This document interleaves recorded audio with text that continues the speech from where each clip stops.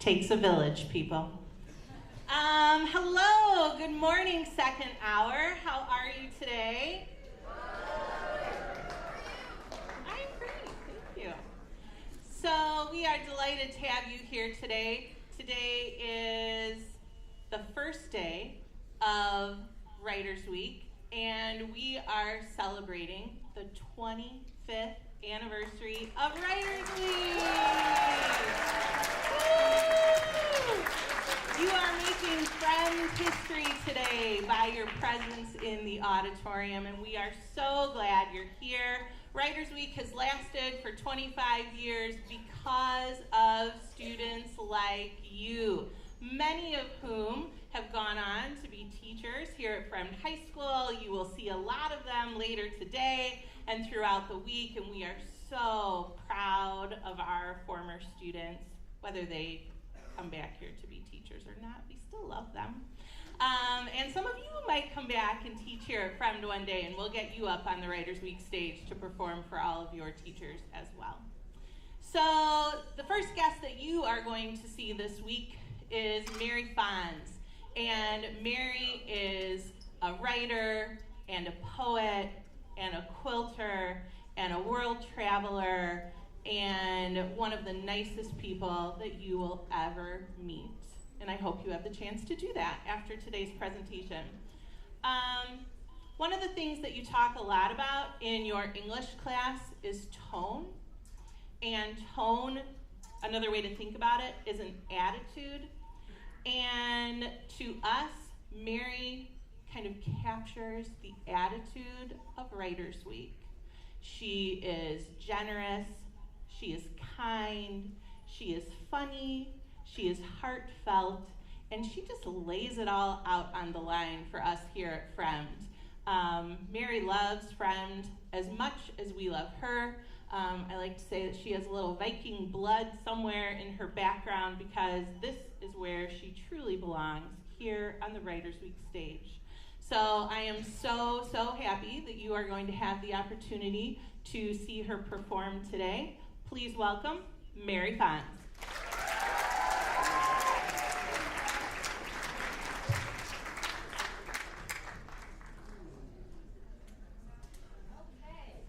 Hey y'all, how's it going? Yeah? Okay. All right, so it's Writers Week, and 25 years is bananas, and beautiful. So yeah, I've been coming here for a while, and Gina Zank is right, because I really do love this place, and it's a very strange situation. I mean, having a love affair with a high school, it's like, who gets to do that? You know, but it's a singular experience to come here year after year and share with you, you know, my life and my writing and like the different things that are happening to me. I mean, I've been here when I was really sick, and I've been here when I was totally in love. I'm not in love right now, but oh, it'll happen soon enough. So don't worry. So maybe it's happening. I don't know. We'll see. But so yeah, I really do, you know, try to share I always share honestly about what's up. And what I like to do from year to year is do something, you know, completely different. In the beginning, I pretty much did poetry, you know, recitals, right? And that was great. I was writing a lot of poetry at that time, and it was very intense, you know, and I would really cry, and then I would whatever. It was good. It worked, you know. They kept asking me back, so it must have been okay. But over the years, I was like, I want to shake it up, and I want to like shock and awe these people. I want to like totally surprise them. I want to give them something new. I want to make some people mad. I want to do something different. And so over the years, I have done strange things in this room. I brought quilts. That's not that strange. I did a crazy slideshow with like to MIA music. It worked okay. I told a story last year I had completely forgotten about how I seduced the guy who worked in the mailroom in my building. Who remembers that? Oh yeah, he moved to Boston. He graduated from undergrad, and then he was 22. I was 38. Anyway. It was great. If you missed it, sorry. Oh, and afterwards, I totally forgot about this story until the girl asked me last period. She was like, "What happened to the mailroom guy?" But after I got done with Friend last year, I went to, pick up my mail, and he was like, a whole bunch of people started following me on Instagram. Do you know anything about that? I was like, gotta go, bye. But anyway, so he moved away and got a job, and we still Snapchat and stuff. But anyway, the point, and then we don't Snapchat, okay. Anyway, it's none of your business. It's not part of the story. Anyway, my point is, one year I did a piece, I did it a couple times, where I climbed through the audience and kissed one of you on the cheek. And it was, oh my God. None of you know that piece because I haven't done it in a few years. And I don't think I'm gonna do it anymore because it was cute 6 years ago. But I don't know. I just don't know that it's something that I'll do again. But this is what I'm talking about. I like to do something that kind of makes you think about writing in a different way, because storytelling is a kind of writing. I mean, you don't have to write out your storytelling piece like for The Moth or whatnot, but it is writing, it's a narrative, and you have to figure that narrative out before you can tell a good story. I've written poetry, of course, slam poetry, that's a kind of writing. Writing like a slideshow that has like a narrative arc also is writing. And the play where I, kissed one of you, was also writing. I mean, that was a script that I wrote. So I've shared all these different things with you, because writing does not have to be a novel. Ugh, I get so tired of fiction being the ultimate expression of a great writer. Whatever. I mean, there's journalism and there's nonfiction and memoir and letter writing. A great letter can be a beautiful piece of writing. So this year, I was thinking to myself, well, what are you going to do, Mary Fonz? And so I decided that the spectacle that I wanted to bring was my journal. Okay, so I write in a journal. You're about to see that. And I don't like to use the word journal as a verb, I'm gonna sit down and journal. Or we're gonna take out your papers and pencils, everyone, because we're gonna spend 10 minutes journaling. I don't know, it just feels like feelings, like I'm gonna write about my dream, or I don't know what I'm gonna write about, so I'm just gonna write, because I'm journaling. I don't know why I don't like it, but I don't. What I like to say instead is that I write in a journal, or I write a diary. I'm a diarist. And I write a lot. I've been writing in my journal hardcore since I went through a really bad illness and also a divorce. I was married for 2 years. That didn't work. And so when I was on my own again, I really started being a journal writer. And my journal has a name, and her name is Attila the Honey. And I will write to her, I don't say Dear Attila the Honey, but I'll be writing to her, and it's Attila, it's because she has a persona, and that to me helps me write because I'm in this conversation. It's a one-way conversation, but it's still a conversation. And I write about what I see, and I write about how I feel about what I have seen. And so the spectacle, I need to get to it, and we'll talk more about the journal. I brought my journals, all of them that I have written in since 2012. It's really got hardcore at 2012. So I wasn't sure if it was going to look like anything because this is such a big space, but I think it does. So hang on.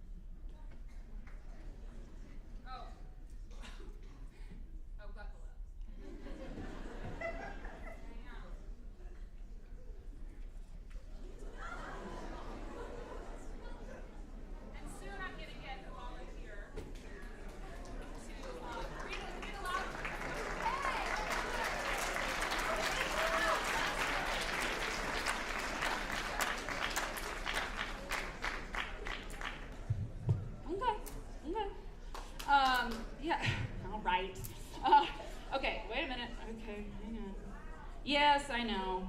Okay. It's really, yeah, so there you go. That's a lot. Is it symmetrical?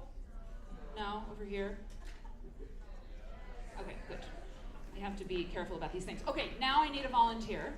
And I had a young man last period, so I need a young lady. Yes, pink shirt. Come on down. Give her a round of applause, everybody, as she takes the stage. Do you want M&Ms or Starburst? M&Ms, okay. This can be yours, and will be. Okay, hang on. So, all right, don't let me forget that. Ugh. Okay, so I have a calculator because I, of course I have a cell phone, and I'm not like ancient, so I'm not going to be like, those cell phones, I don't know about those, but it is true that I like machines that just do one thing, because sometimes it's a little overwhelming. The cell phone does so many things, right? And it's like, oh, I just want to add something up.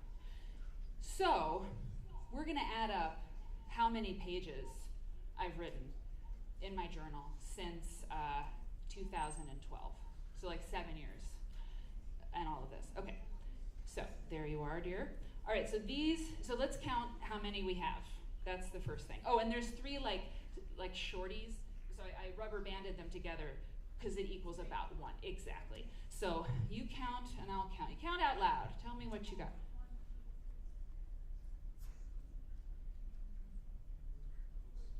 14 over there, okay.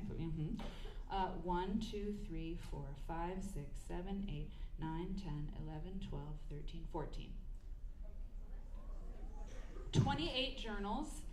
Now, each one of these journals has 250 pages in it. So, take 28 times 250. 7,000. 7,000 pages. Oh, yeah. Yeah, I mean, yeah, I'll let you clap for it. What's your name, dear? Rosie. Rosie, thank you. M&Ms are for you. Thank you for doing that. Yes. It's Writers Week, not Math Week. What's happening? Okay, so 7,000 pages is a lot. I don't think that I need to, tell you that. That's about 1,000 pages a year. So there's a lot to say about this. One of the things to say is that I'm not a great writer.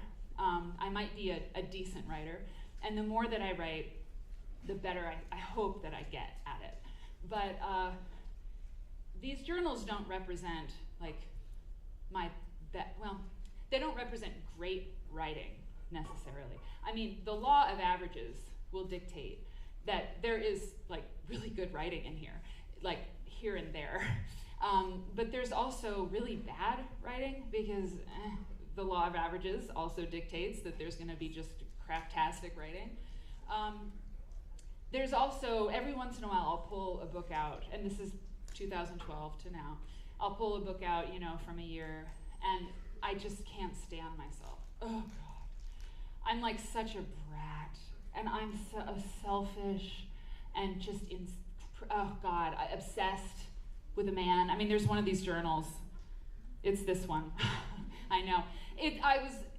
Oh my God, I was so in love and lust for this man, and it's all about him, and it's disgusting. I'm like, the way he looks at me, and the way his sweater smells, and I just, it's so awful. I didn't mention this last period where I just was reading about Kafka, and Kafka had lots of work left when he died, and he told his best friend, he's like, when I die, burn everything that wasn't published. Do you understand me? Because I don't want it around because it's not finished and it's horrifying. And my favorite poet, Philip Larkin, also he asked his wife to burn all of his papers, letters, unfinished poems because he didn't want them for public consumption. They were not for that.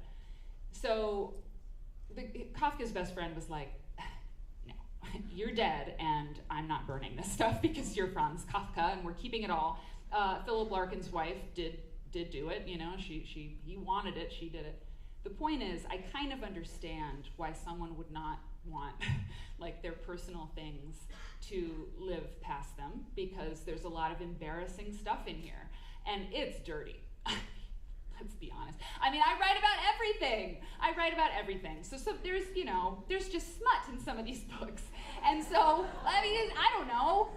It's my journal. I can write whatever the hell I want, But there's moments of like professional success. You guys are in here. You better believe it. I've been coming to Fremd for years. So I'm, you see me, like I did Fremd, this week, or I did Fremd this morning, or tomorrow I've got my gig at Fremd. I love going there. I mean, you're all in here, And so there's times when I succeed, and there's times when I fail. Oh my God. There's obsessions, there's really low points, and it's all in there. And so not all of you will be journal writers. Not all of you will be writers. I hope not. Otherwise, the job market is going to be really bad for if you are a writer. But what's important for me, doing this kind of writing, is that it's a relationship that I have with my writing that is very different from other relationships. So I thought, when I pulled these journals out and put them in the bag, which is very heavy, I was like, of course I have to open one of them and read something from one of them, and just to show you what kind of writing it is. I mean, it's Writers Week after all. And for like 0.2 seconds, I was like, I'll just open to a random page and just see what it says.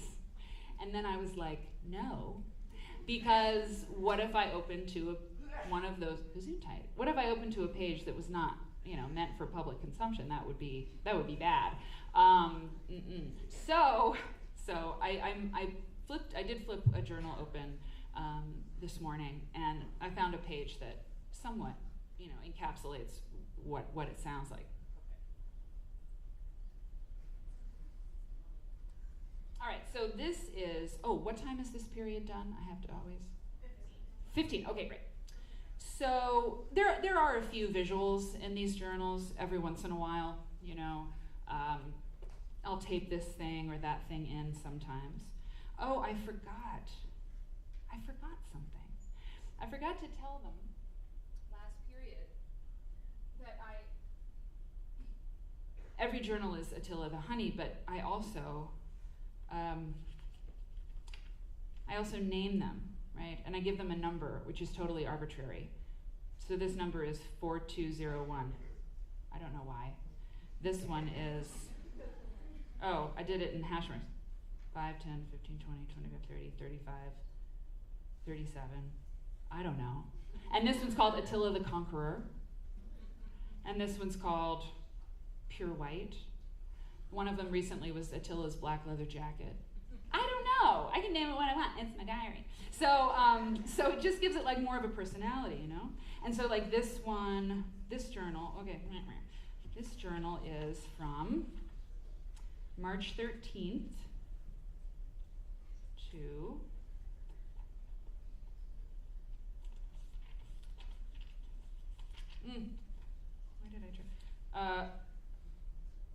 March 13th. This was a whole year. So I didn't write that much this year, okay?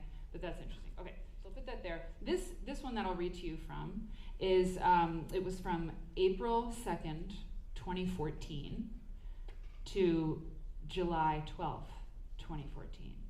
So, a few months, right? So I pulled open this page here. And when I opened this, I knew exactly what I was talking about. I mean, if you write in a journal, if you write what happens to you and how you feel about what happens to you, as painful as it may be sometimes, you can go back there and it's happening again, for better or worse. Well, a few years ago, I was buying Bitcoin. And I met someone, I was looking online about how to buy it locally, because before I bought it on like some crazy weird website anyway, that's another story. But I met this person who sold Bitcoin, and I met him, and we did the exchange, and I walked away, and he texted me, he's like, "Are you single?" And I was like, "Yes, I am."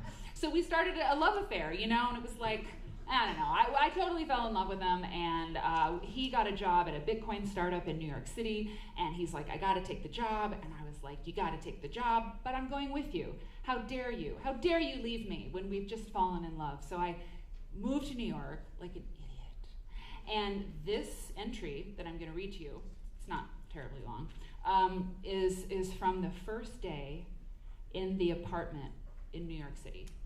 He hadn't arrived yet, so I was by myself. And this is what I remember where I was on the couch. I mean, I remember everything about that apartment from 5 years ago. My God. Okay. Plath's journals are a revelation. Clearly, I was reading Sylvia Plath's journals at the time. Okay, I forgot that, but now I remember. Okay, Plath's journals are a revelation. They'll never let me alone now. What can I possibly do today? I feel almost as though I have the flu. That's how languorous it is right now up here on this 3rd floor of the brownstone on St. Mark's Place. I was terrified of the fact that this place was to be ours furnished. The pictures I saw didn't portray anything interesting, anything remarkable or aesthetically good. But it's more than fine. Dark rugs, woven throw pillows, deeply colored wood, and art prints everywhere. Old ones, Picasso, and so on. I feel like I'm in someone's guest house, and the someone has taste. It is a beautiful thing to be liberated from one's own possessions. For the next year, I suppose, I will be living another person's life, and this is a marvelous gift. The building is a citadel. Iron gate to street, iron inner gate to building, strong, sane mailboxes, locked inner door, then up 2 flights to the 3rd floor to apartment 7, where Yuri and I live now, and a lock on this door too, of course. No one will break in and steal anything unless it's me. I was afraid. I threw fits. I tried not to, but I did. Yuri had patience. For the first time in so long, I fear losing a man. Not that this is eminent, you understand. I mean, I value Yuri so much. I mean that I value Yuri so much, want him so much to stay, that my usual bratty, selfish, spoiled nature is scared straight. Don't play with this one, I tell myself. Don't be a fool. He might not behave the same as the rest, who put up with my childishness and my mercurial bullshit for the chance to be with me a little more. Yuri is to be tended. My breakdowns and hysterics on the last 2 days of the move in Chicago were so unattractive, I know, and I'm ashamed. But he was at fault also, frequently being impossible and unhelpful. I am pulled to a cat nap now, just a few hours after waking. Just a quick nap. This is a real place, and it was the right choice. I'm in a Woody Allen movie, finally. So, okay, there you go. That's what it sounds like, and this is what it looks like.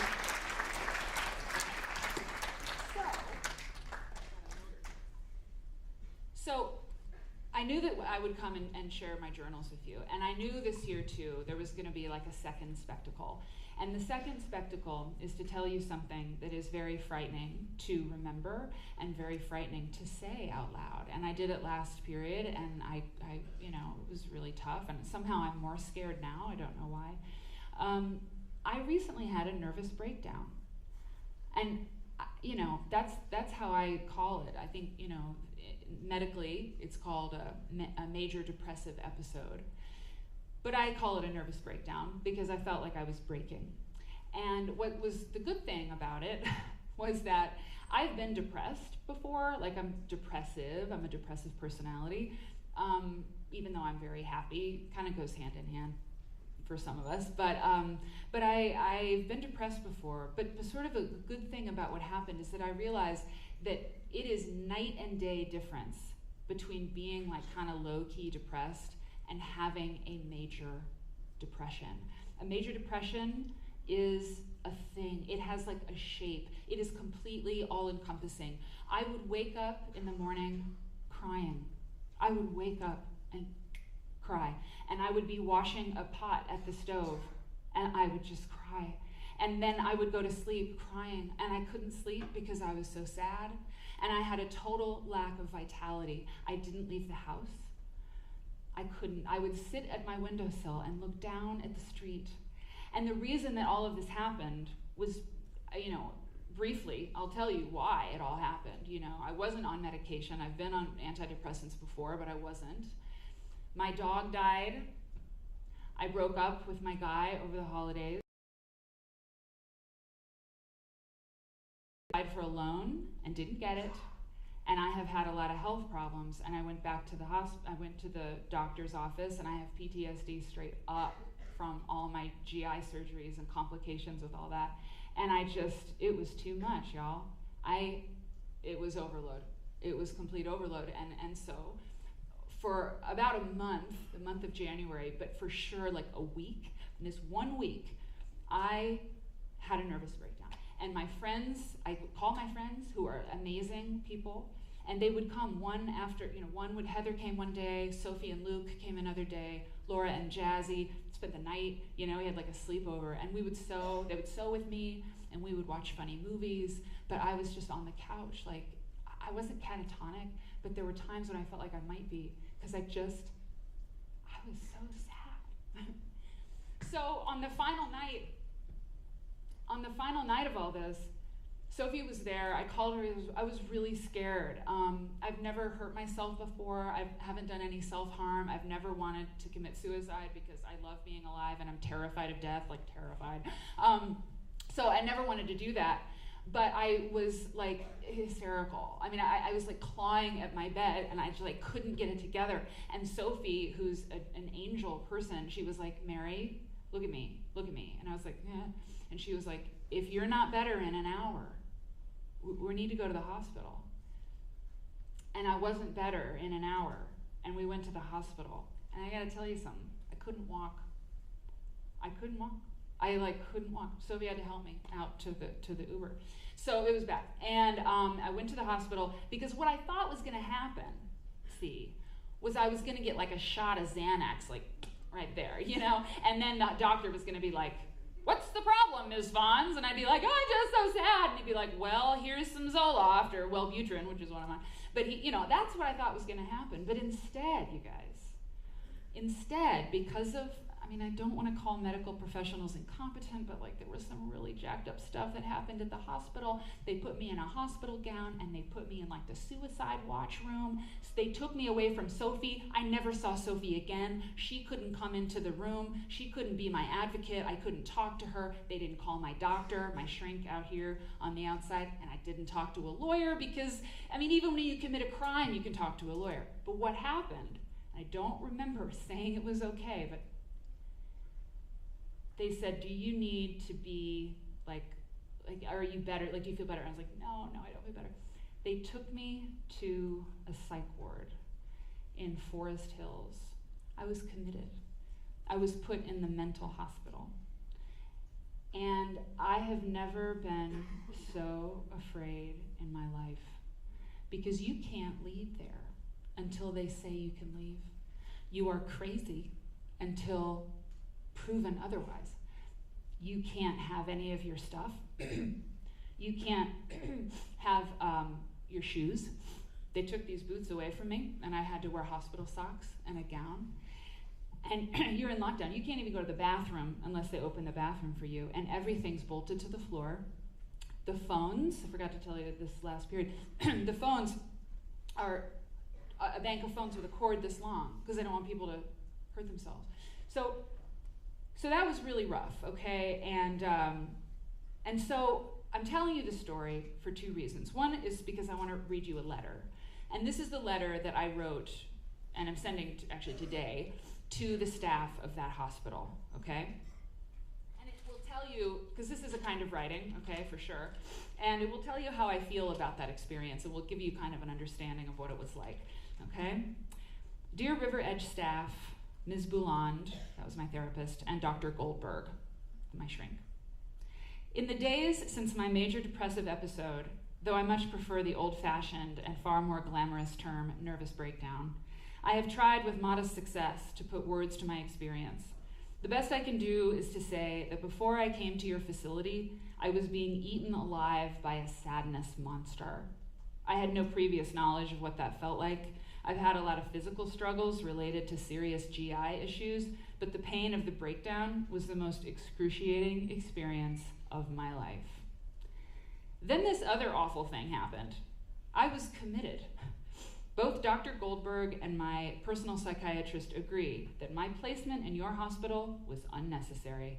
I won't take time here to detail why. My case file is within your reach. Waking up in a place I couldn't leave, stripped of my belongings, surrounded by frightening and sorrowful strangers, filled me with an unspeakable dread. I quickly understood that I could not sob, nor scream, nor panic in the face of this, as such behavior would mark me as obviously unwell, and my already indefinite sentence would extend. My horror was total. Somehow I held it together and showed an inner strength that is frankly astonishing to me. The serious tone of this letter may have the readers bracing themselves for the blow. Now she's going to let us have it, you might be thinking. Here comes the formal complaint. This is a letter of praise and gratitude for every last employee at River Edge, but in particular, Maggie, Andrea, Dorothy, Patrick, Josh, and the extremely grumpy but later very sweet lady with short hair and glasses behind the meds counter, whose name I didn't get. You wouldn't give me Tylenol for my headache, but we're cool. You were all so kind to me. At some point during those endless hours and minutes, I realized my strangled situation was still the best of such possible worlds. What if you had not been kind? What if you spoke harshly to us, your patients? What if you laughed at us? You could choose to hate us, or cruelest of all, you could ignore us completely. Of the many revelations I've had in the past week, and they can stop anytime because I'm fucking exhausted, two stand as the most valuable. The first is that people such as yourselves are a different kind of human. You are braver, stronger, more gentle, and more merciful than any others I have met in 39 years. I am forever in your debt, not only for your medical attention, but for exhibiting unself-conscious humanity day after day after day. For everyone who comes through your door in a green gown, thank you. You are underpaid. The second profound understanding regards my fellow patients. While inside, and still now, I find myself feeling quite hopeless about some of them. I met those suffering from what seemed to be paranoid delusions, stages of psychosis, schizophrenia, and or engaged in life or death fights with sadness monsters more gruesome than my own.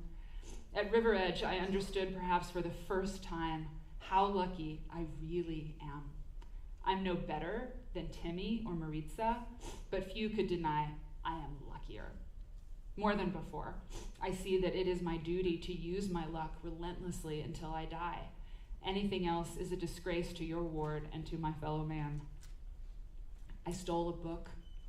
When I saw on a lonely bookshelf a title by one of my favorite authors, British satirist P.G. Wodehouse, I seized it like water in the desert. That tattered book and my little yellow journal provided salvation while I was inside that no human could give me. Upon being discharged, I knew I'd send this letter along with a fresh copy of that book I stole, though it turns out laughing gas is not one of Wodehouse's best. It's actually pretty weird. So I've sent you a different title. It's my hope that one day someone else like me, or entirely unlike me, will need this book. They might even steal it, and that's okay too. You will be glad to know that my major depression is past. I'm taking my meds and seeing my psychiatrist. I'm compelled, too, to let you know that this too long letter is not born out of some manic episode. I'm a writer, as you know, from seeing me, terrified, walking your halls, clutching my little yellow book. Your former patient, Mary Fonz.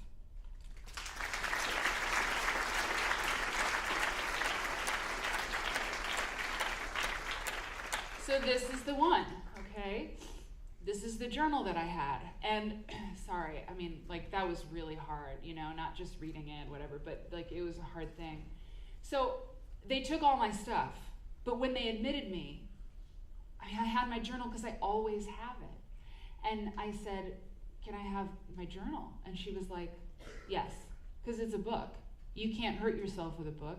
And like, what, you know, yes. This saved my life.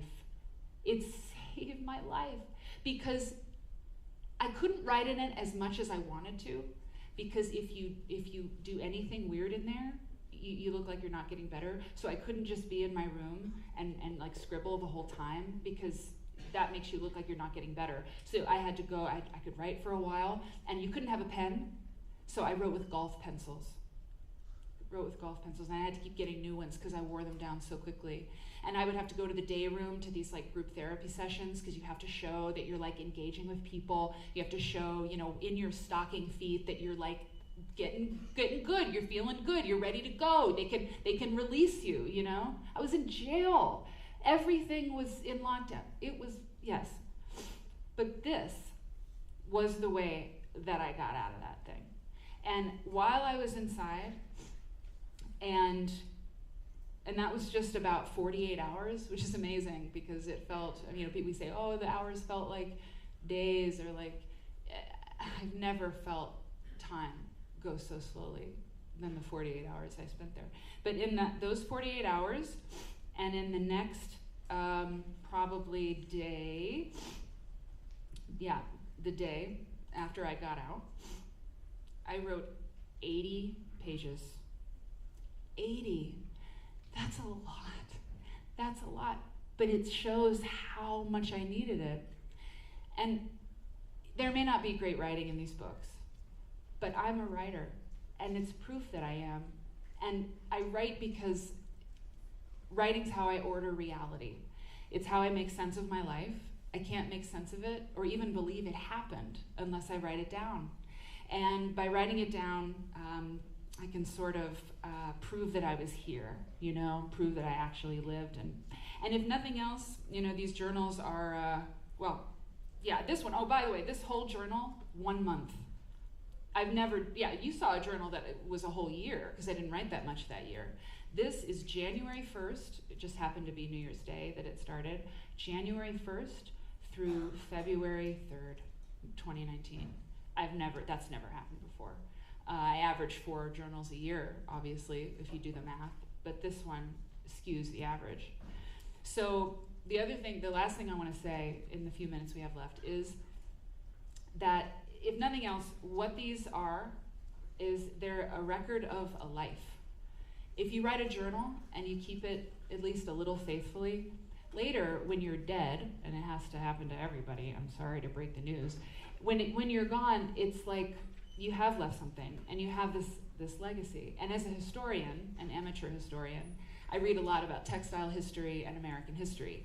And when historians have a journal, it's gold. It's gold to have a journal like a century later, because you can see what life was like, and you have like a personal account of a life. So what these journals represent is the life of a woman, a white woman who lives in Chicago around the turn of the 21st century. You know, that's like the bulk of her life.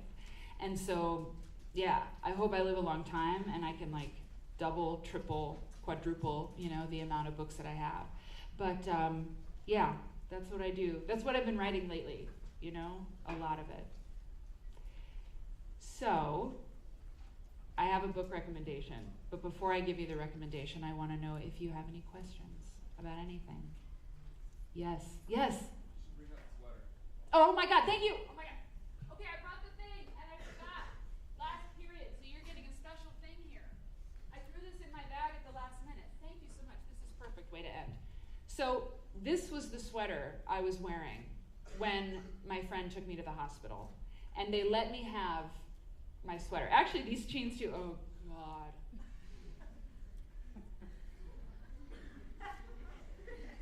I'm sorry. I'm legit having a flashback because I haven't touched this sweater since I got out. That's a great picture. So the question now, and I'm going to put it to you, do I burn this thing or do I keep it forever? Burn it? All right. Okay. I'm going to burn it. That was, if friend tells me to burn it, I'm burning it because y'all are special. Okay, I'll burn it and yeah, somebody said keep it. I know. It's really, oh God, I can't. I'm burning it. I'll keep the ashes. Thanks, friend. You're amazing. Thanks for letting me cry. I'm sorry. I really did cry a lot this time. Okay, I love you all. I'll see you next year. Bye.